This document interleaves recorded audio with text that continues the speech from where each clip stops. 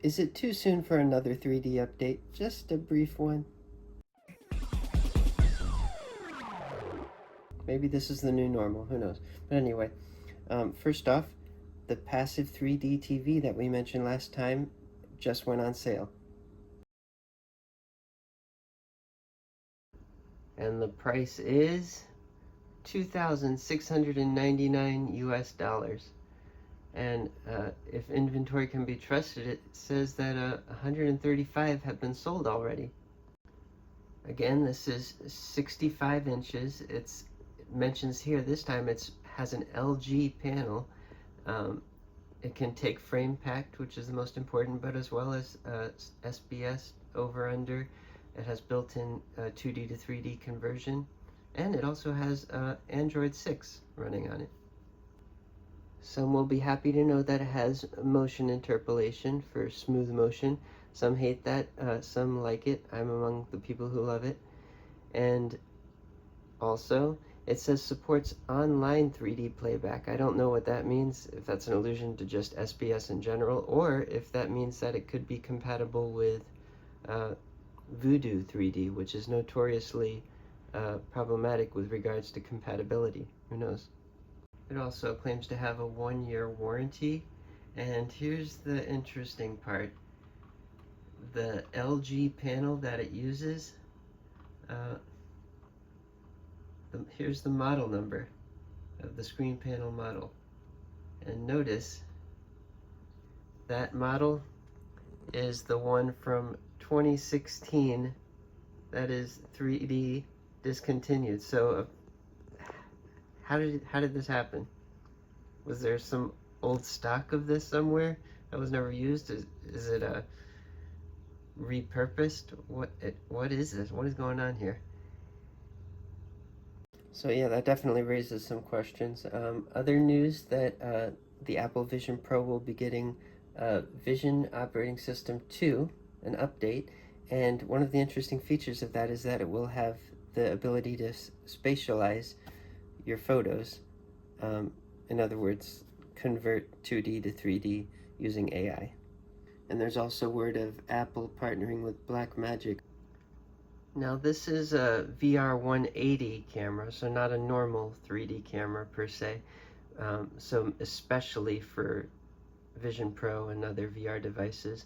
This is produced by Blackmagic, and they said that it's going to be coming later this year. It's in development. And as you can see, it's probably not going to be cheap. Probably not something aimed at most consumers like an iPhone spatial video would be, but it records in 7200 resolution by 8160, and that's per eye, and up to 90 frames per second. So this is definitely a pro device. And on another update, last time we talked about the new 3D Android camera from Xreal. Well, one of our viewers, Vincent Wen, reached out and he conversed with customer service, and they confirmed some details. He said they told him that it would cost about 165 USD. It can record in H.264 or 265. The resolution and frame rate is 1080p at either 60 frames a second or 30 frames a second with better stability. I'm not sure what that means, if that refers to image stabilization or better bitrate, I'm not sure. But speaking of bitrate, that's only 20 megabits per second for full width, that's SBS. So in other words, that's 10 megabits per second for each side, and when you're filming at high frame rate 60, that's like basically 5 megabits per second comparable quality. So nothing too special apparently, but at least somewhat affordable.